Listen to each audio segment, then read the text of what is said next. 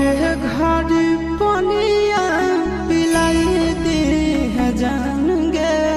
कखन ओढ़ाई दी है टूटत ही जब प्राण गे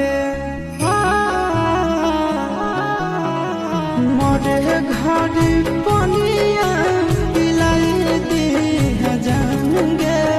कखन ओढ़ाई दी है टूटत ही जब प्राण गे हगे हमारा से तोरा जाती प्यार होता भेंट साक्षात कर लगे हगे सोनाया गावा हो भर